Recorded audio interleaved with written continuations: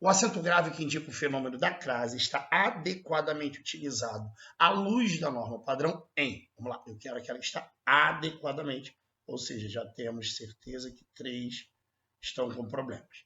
Eles estão destinados a vencer. Galera, antes de verbo não pode ocorrer crase, uma vez que não existe por que botar um artigo antes do verbo, então é só preposição. Eles estão agora indo a Lisboa. Quem conhece a brincadeira do vai a e volta da, quem vai a algum lugar, volta de, crase para quê? Eu vou a Lisboa, volto de Lisboa. Lisboa é um lugar que não pede artigo antes do seu nome, então se você não tem artigo para ir, não tem para voltar. Se você vai a Lisboa, você volta de. Se eu volto de, eu só tenho a preposição de sem o artigo. Então a brincadeira é quem vai a e volta da, crase a. Quem vai a e volta de, crase para quê? Se eu vou à Alemanha, eu volto da Alemanha. Porque a palavra Alemanha, o nome Alemanha, sempre vem acompanhado do artigo. Lisboa não é o caso, então equivocada essa ocorrência de crase. Em breve voltaremos logo à casa, galera. Antes da palavra casa, a palavra casa, ela só virá determinada, né, se tiver um elemento. Casa de Rian, a casa dos meus pais. Agora, a palavra casa, tradicionalmente, não tem artigo. Ela, por si só, não carrega o artigo consigo. Só se for uma casa específica, algum elemento especificado. A casa velha, a casa amarela, algum termo, aí você vai colocar o artigo especificando. E na letra D, pedir um prato de peixe à brasileira. Nesse caso é a moda. Sempre subentender a moda. A moda. Então, ocorre crase. Inclusive, podendo gerar crase antinome próprio masculino. Ele cortou o cabelo a Ronaldinho. Adoro comer um bacalhau a Gomes de Sá. Entendeu? Subentendeu moda, a moda do Gomes de Sá, a moda do Ronaldinho. Ocorre crase. Por isso que o gabarito daqui é letra D de dado. Tendo em vista a norma gramatical quanto à concordância verbal, estão corretamente flexionados os verbos da frase. Vamos lá? A. Teses científicas indicam no plural, concordando com teses, bonitinho, bonitinho. Que faz mais de 2 milhões de anos. Galera, verbo fazer com ideia de tempo passado, tempo decorrido, é caso de oração sem sujeito, ou seja, verbo impessoal, e sendo impessoal é invariável, correto? O verbo fazer não é fazem mais de 2 milhões de anos, é faz mais de 2 milhões de anos. O gênero homo surgiu. Quem surgiu foi o gênero, ele surgiu no continente africano. Galera, tudo na letra A está perfeito, concordância correta. Vamos verificar o restante? Existe no continente africano mais de 1000 línguas. Galera, se são mais de 1000 línguas diferentes, elas existem no continente africano. Não é o gabarito, porque o verbo existir deveria concordar com o sujeito, mais de 1000 línguas diferentes. Mesmo que se ignore outro erro, mesmo que se ignore os inúmeros dialetos, é o sujeito de um verbo que está na voz passiva sintética. Olha o C, partícula apassivadora, mesmo que se ignore os inúmeros dialetos. Observe que, nesse caso, não está explícito quem é que ignora, mas eu posso afirmar que os inúmeros dialetos são ignorados. É uma frase de voz passiva sintética, e se o sujeito é os inúmeros dialetos, sofrendo ação, que se ignorem os inúmeros dialetos. É aquela situação do aluga-se casa. Quando eu falo aluga-se casa, observe que eu não estou explicitando quem aluga a casa, mas eu sei que casa é alugada. Sujeito que sofre ação, esse ser é a partícula apassivadora, elemento obrigatório em caso de voz passiva sintética. E, obrigatoriamente, o verbo está no singular, concordando com o sujeito casa. Agora, se fosse casas no plural, casas são alugadas. Nesse caso, seriam alugam-se casas, uma vez que o verbo tem que concordar com o sujeito, mesmo ele aparecendo depois do verbo. Então, temos dois equívocos na letra B. dos problemas de concordância. Letra C. Uma forma de regionalização da África prioriza, sim, correta a concordância. A localização geográfica dos países e os dividem, não. Uma forma de regionalização os divide. Essa forma de regionalização divide eles, os países, não é isso? Da localização geográfica dos países. Isso. Esse os se refere a países, bem utilizado, mas nesse caso, o verbo dividir continua tendo como sujeito uma forma de regionalização. Núcleo, forma, errada a concordância. De existência de cidades e impérios antigos não. O que não foi suficiente foi a existência. A existência não foi suficiente para que se reconhecesse o valor fosse reconhecido. Aí está corretamente feita a concordância. O valor, núcleo, valor, verbo também na voz passiva sintética. Olha o PA, partícula passivadora aqui, ó. Certo? Então, realmente, o gabarito da questão é letra A. Beleza? Em as geadas de julho de 1975, que destruíram os cafezais de São Paulo e Paraná, desequilibraram de modo drástico a produção de milho no país. A oração isolada por vírgulas é classificada como subordinada. Veja, as geadas de julho que destruíram os cafezais de São Paulo e Paraná. Gente, quem é que destruíram? Não foram as geadas? Veja que a oração isolada por vírgula, ela tem o papel de caracterizar, informar algo que caracteriza essas geadas. Geadas que destruíram os cafezais. Quem foi que destruiu os cafezais? Ih, cismei de gaguejar, hein? Deixa eu beber água. Como se beber água fosse interromper a gagueira. As geadas que destruíram os cafezais. Essa oração retoma um termo substantivo anterior, caracterizando. Oração que caracteriza é oração adjetiva. Exclui a letra A, exclui a letra B. Porque claramente tem um papel caracterizador de geadas. Agora, as orações adjetivas elas têm de dois tipos. Aquela sem vírgulas, que restringe os alunos que estudam, somente os que estudam, e a oração explicativa isolada por vírgula, que é exatamente a que está no nosso texto, porque está explicando algo acerca das geadas. A informação é: as geadas de julho de 1975 desequilibraram de modo drástico a produção de milho no país. Essa é a informação. Entre as vírgulas, eu tenho a oração adjetiva caracterizadora de geadas, e por estar entre vírgulas, está explicando algo sobre essas geadas. Gabarito da questão da letra C de casa.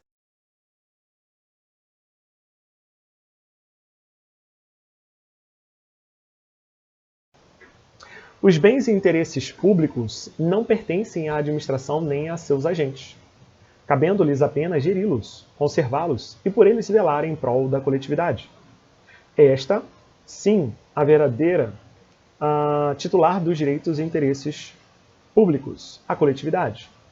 O princípio reconhecido que enfatiza tal situação é o denominado proteção e confiança, precaução, autotutela, indisponibilidade ou supremacia do interesse público. Pessoal, quando a questão diz assim, os bens e interesses públicos não pertencem à administração aos seus agentes, cabe a eles apenas geri-los e conservá-los, eu estou diante do princípio da indisponibilidade do interesse público, tá, pessoal? Esse é o nosso gabarito porque os agentes públicos não são donos da coisa pública, eles são meros gestores, como diz o professor Marcelo Alexandrino e o professor Vicente Paula no seu livro Direito Administrativo Descomplicado. Quando você vota no presidente, quando você vota no governador, no prefeito, eles são eleitos pelo povo para exercer a função do povo, o desejo do povo. Não é para fazer aquilo que dá na cabeça dele, não, tá? Porque eles são apenas nossos empregados. Lembram-se? O poder emana do povo, que o exerce por meio dos seus representantes. Artigo 1º, parágrafo único da Constituição. Logo, sobre o administrador paira o princípio da indisponibilidade, onde todo o poder dado a ele não é para ele usar em seu interesse, mas em prol da coletividade. Ok? Tá aqui. Os bens e interesses públicos não pertencem à administração nem a seus agentes. Cabe-lhes apenas geri-los e conservá-los, em prol da coletividade. Está, sim, a verdadeira titular dos interesses coletivos. Cara, ele copiou e colou da doutrina nessa questão, tá bom? Bozidar, servidor público civil, foi removido no interesse do serviço público para outra sede. Remoção artigo 36 da 8.112.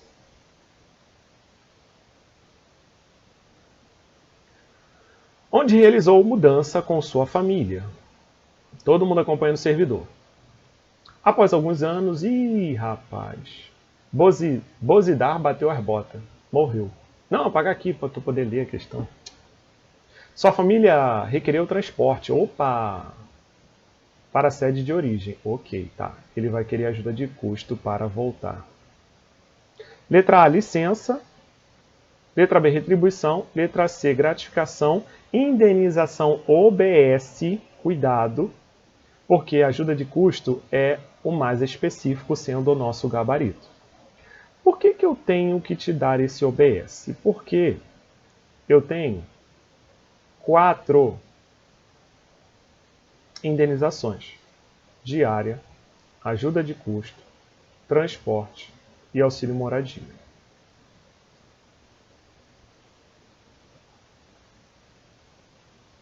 Diária, ajuda de custo,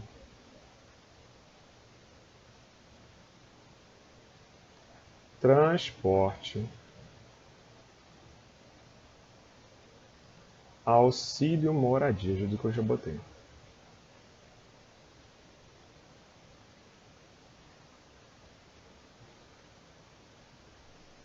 Ok? Então, é importante que você saiba isso aqui. Se não houvesse a letra E, por exemplo, o gabarito seria D, porque seria genericamente falando uma indenização. Mas como ele colocou indenização, que não deixe de ser certo, mas existe uma mais certa ainda, mais completa, mais cirúrgica, mais direcionada ao alvo. Então, se você pegar uma questão desse sentido na sua prova, seja mais cirúrgico, tá? E aí é saber fazer questão. Não tem uma das situações que caracteriza de maneira propriamente dita aquela indenização, marque indenização. Mas se tem, como é no caso concreto, coloque a específica. Gabarito letra E, tá bom? Vamos conferir? A ajuda de custo destina-se a compensar as despesas de instalação do servidor que, no interesse do serviço, passa a ter exercício em nova sede, com mudança de domicílio em caráter permanente. Foi o caso do nosso servidor Bozidar, que morreu. Vedado o duplo pagamento dessa indenização a qualquer tempo, no caso de o cônjuge ou companheiro, que também detém a condição de servidor, se vier a morar lá onde o primeiro servidor foi. O que responde nossa pergunta é o parágrafo 2º, que diz: a família do servidor que falecer na nova sede são assegurados ainda a ajuda de custo e transporte para a localidade de origem, se solicitada dentro do prazo de 1 ano contado do óbito. Tá bom? Gabarito, então, letra E. Considere as assertivas a seguir, relacionadas ao auxílio moradia. Eu gosto muito de fazer as questões de auxílio moradia, porque tem muita gente ainda que tem dúvidas sobre algumas nuances, visto que tem bastante artigos. Na verdade, não são artigos, são incisos e parágrafos que trabalham o auxílio moradia, tá? Vale a pena a leitura. Está lá no artigo 60A, salvo o melhor juízo. Item 1 diz assim: a inexistência de imóvel funcional disponível para uso do servidor não é requisito para a concessão do auxílio moradia. Está errado o item 1, porque é um requisito. Então, se tira o não da sua leitura em uma possível questão de prova. O certo é: a inexistência de imóvel funcional disponível para o servidor é requisito para o auxílio moradia. Visto que o item 1 está errado, não pode ser a B, não pode ser a A. Bom, a 2, pelo próprio item C e item D, eu já sei que está certo. O que vai tirar você da jogada ou não é saber o item 3 ou o item 4. Vamos ver. No caso de falecimento, exoneração e colocação do imóvel funcional à disposição do servidor ou a aquisição de um imóvel naquela localidade, O auxílio moradia será imediatamente cancelado? O item 3 está errado, pessoal, porque será pago por mais um mês, ok? Item 3 está errado também. Logo, o gabarito só pode ser a delta. Vamos conferir aqui o que diz o item 4. O auxílio moradia consiste no ressarcimento das despesas comprovadamente realizadas pelo servidor com aluguel de moradia ou com meio de hospedagem administrado por empresa hoteleira no prazo de um mês, ok? Após a comprovação da despesa do servidor, dentre elas quais estão certas, o item 2 e o item 4, tá, pessoal? O gabarito é delta. Vamos lá? Acertei! Artigo 60A, leiam todos os parágrafos em casa, tá? Veja bem, o auxílio moradia consiste no ressarcimento das despesas comprovadamente realizadas pelo servidor com aluguel de moradia, meio de hospedagem, administrado por empresa hoteleira, no prazo de um mês, na comprovação da despesa do servidor. Esse é o item 4, se eu não me engano, lá na questão. Aqui. Isso aí, é o item 4. Aí ele fala no 60B. Conceder-se-á auxílio moradia ao servidor se atenderem os seguintes requisitos. Primeiro, não existe imóvel funcional à disposição do servidor. E 2, o cônjuge ou companheiro não ocupa imóvel funcional. E o 60 é, no caso de falecimento, a exoneração, colocação de imóvel funcional à disposição do servidor ou a aquisição de imóvel, o auxílio moradia continuará sendo pago por mais um mês. Aqui tem o item 3, tá? Dizendo o erro. O item 2 está no B e o item 1 está no 1. 1 e 2, na verdade. Falei B, 1 e 2, tá bom? Belezinha, tudo conferido, tudo no esquema.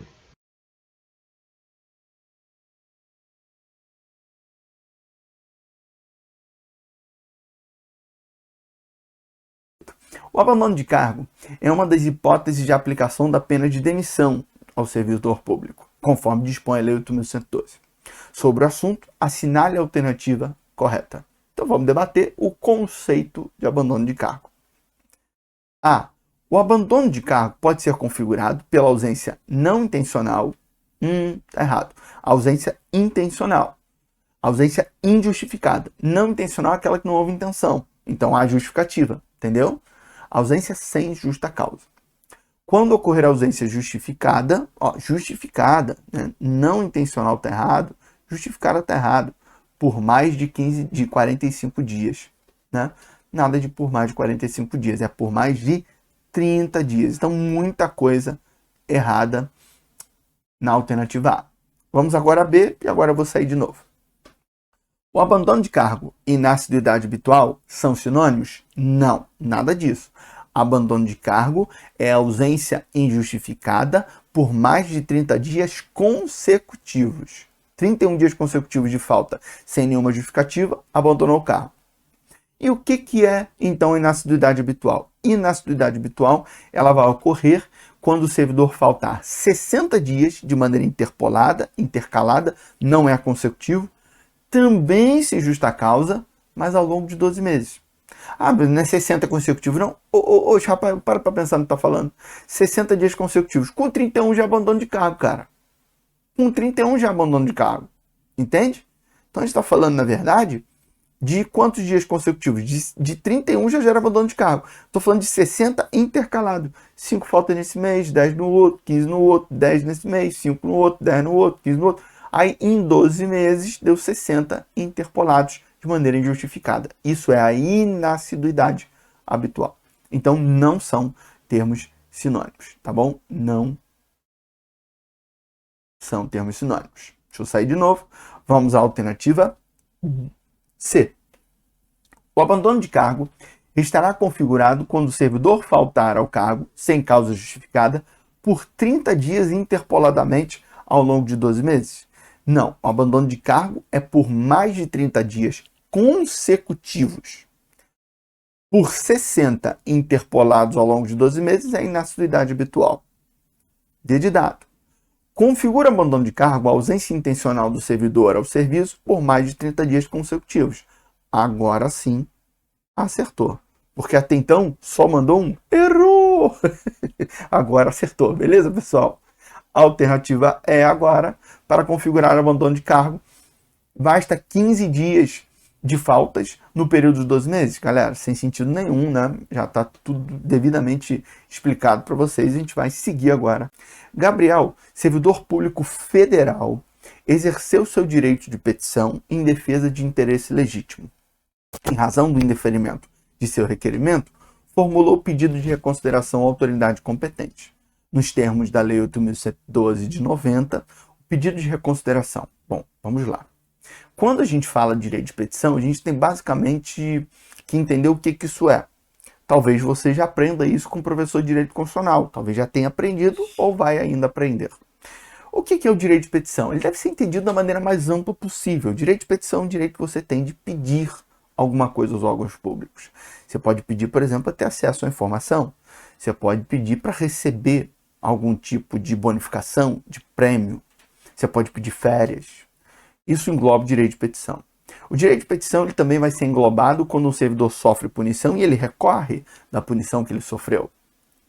Lá no capítulo do direito de petição, na seção do direito de petição da Lei 8.112, que se eu não me engano está lá pelo artigo 105, alguma coisa assim, nós temos dois mecanismos muito importantes, que é o pedido de reconsideração e o recurso administrativo, ou recurso hierárquico. O pedido de reconsideração é quando determinada autoridade tomou uma decisão, pode ser uma decisão de ofício dela ou a seu pedido. A questão fala que Gabriel pediu alguma coisa e a decisão foi indeferida. A decisão foi um indeferimento. Ele não conseguiu o que ele queria. Aí ele vai fazer o quê? Ele vai recorrer. Dois são os mecanismos. Pedido de reconsideração, 30 dias para recorrer. E depois do pedido de reconsideração, o recurso administrativo, o recurso hierárquico. Também 30 dias para apresentação do recurso, segundo a Lei 8.112. Beleza, pessoal? Então, baseado nisso, vamos analisar as alternativas e fazer alguns comentários? Primeira alternativa. Está dizendo que o pedido de reconsideração ele interrompe a prescrição. O que isso quer dizer?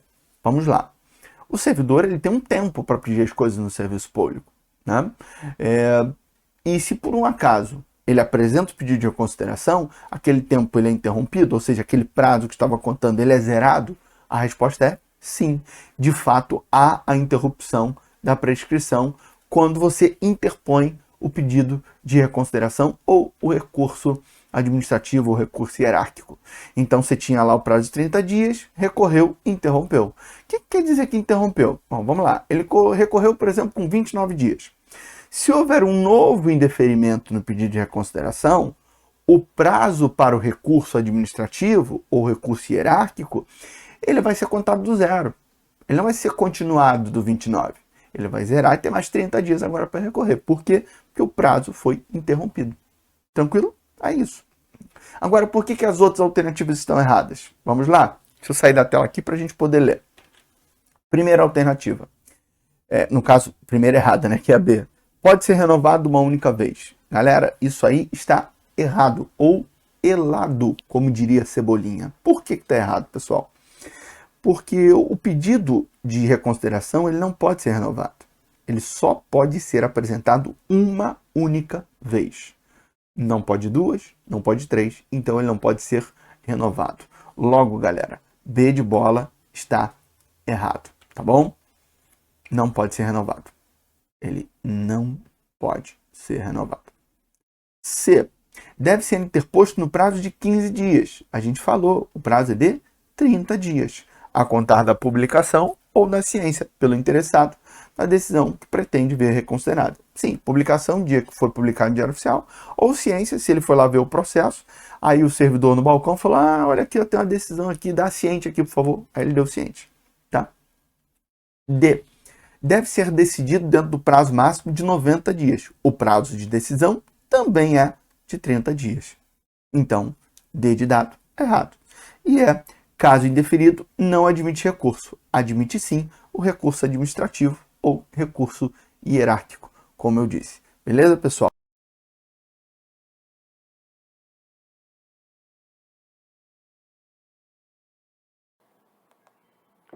De acordo com Fayol, a administração é uma atividade comum a todos os empreendimentos humanos. família, negócios, governo, exigindo uma teoria geral da administração que pudesse ser ensinada. Assinale a alternativa que apresenta as atividades ou funções que Fayol criou e divulgou para as empresas. Essa questão é uma questão muito boa, tá? Até porque ela fala sobre funções que Fayol criou e divulgou para as empresas, e é muito importante que você saiba a diferença entre funções básicas da organização, né? Ou seja, das empresas. São 6 ao todo. E as funções básicas do administrador, né? Ou da administração, também chamado de processo administrativo, que são 5, tá?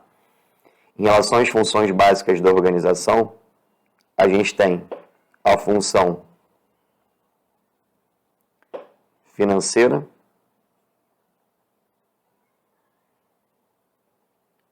comercial, administrativa,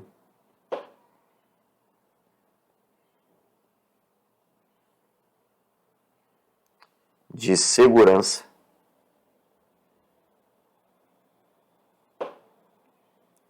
técnica e contábil, tá?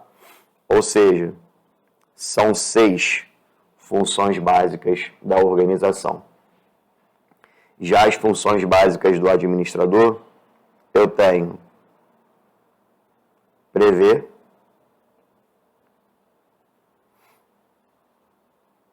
organizar,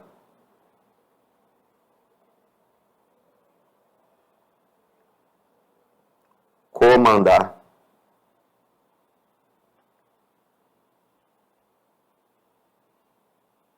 coordenar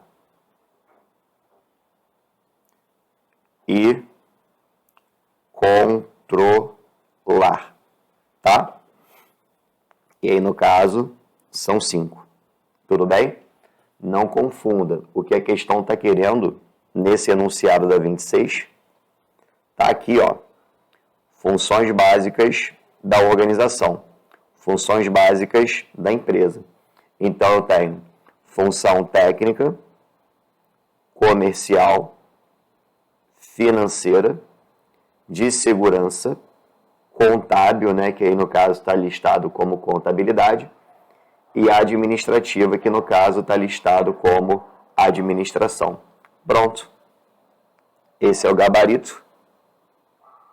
Resposta correta, letra A. Só que muita gente vai na letra B, né? Porque estuda funções da administração, do administrador, sabe até que Fayol preconiza essas 5 funções lá na teoria clássica da administração, lá na abordagem clássica da administração, mas não foi isso que foi perguntado nessa questão, tá? Toma cuidado para não marcar a letra B, porque o gabarito correto para essa questão é a letra A. Beleza?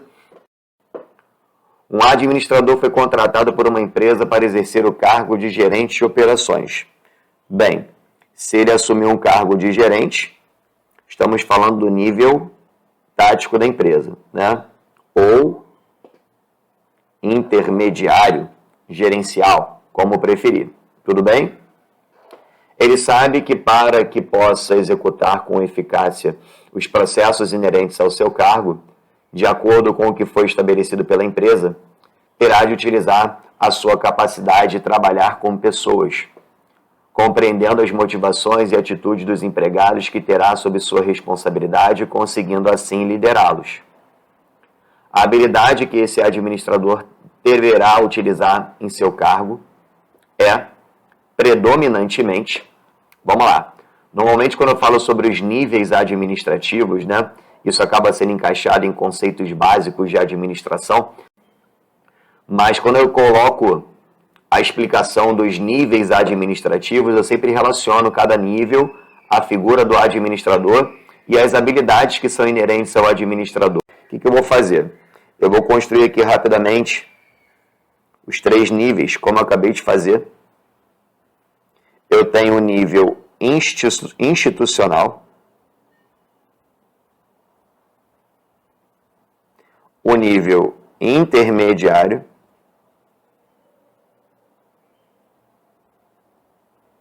e o nível operacional. Aqui a figura de cada administrador, né? No caso do institucional, os diretores, executivos de alto nível, né? No intermediário, a gerência da empresa, então os gerentes. E no nível operacional, os supervisores. Vamos lá. Qual habilidade o administrador precisa mais se ele está posicionado no nível operacional? Se ele está posicionado no nível operacional, ele necessita mais de capacidade de percepção daquilo que está sendo desenvolvido em relação aos operadores. Então, capacidade técnica de se tornar uma pessoa especialista. Logo, a habilidade técnica é essencial para esse administrador. Então, quando a gente fala do nível operacional dos supervisores, a habilidade aqui predominante é a habilidade técnica. Capacidade técnica para verificar se as operações estão sendo bem executadas. Tudo bem? Já quando a gente fala sobre a gerência da empresa, e foi o exemplo dado, né? Ele terá que utilizar a sua capacidade de trabalhar com pessoas. Se eu trabalho com pessoas, eu preciso de habilidades humanas, tá? Compreendendo as motivações, as atitudes dos empregados, conseguindo assim liderá-los. Então, quando a gente ocupa a posição de gerência na empresa, a habilidade predominante, a figura desse administrador é a habilidade humana, porque ele vai ter que lidar com pessoas, motivar pessoas, suas atitudes, liderar essas pessoas. Ele vai precisar trabalhar com pessoas. Então, habilidade inerente à gerência da empresa, pode anotar, habilidade humana é aquela predominante. E a que predomina em relação aos administradores de alto nível é a habilidade conceitual, de compreender a empresa como um todo e ter capacidade abstrata, né, de abstração, de verificação, de percepção da visão global da empresa e da importância de abarcar, de envolver os seus recursos disponíveis, ao mesmo tempo se preocupando também com o ambiente externo, tá? Então, diretores posicionados na cúpula da empresa necessitam predominantemente da habilidade conceitual, já os gerentes, habilidade humana, e os supervisores de habilidade técnica, tá? Nesse caso, a gente está falando aí do administrador gerente, nível intermediário, habilidade humana, pode marcar o gabarito, tá na letra A. Beleza? Tranquilo?